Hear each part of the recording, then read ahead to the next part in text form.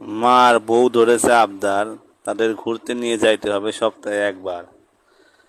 না গেলে নারা ধরে নানান আবদার। তাই তো করি না আর দেরি, ঝটপট রেডি হয়ে বেরিয়ে পড়ি, কারণ ধরতে হবে গাড়ি,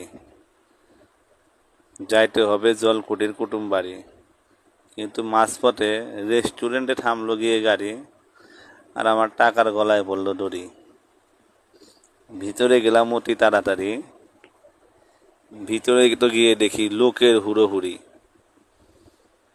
বসলাম গিয়ে সিটে, ডাকলাম প্রাণপ্রিয় ভাই ওয়েটারটিকে, অর্ডার দিলাম নাজুস,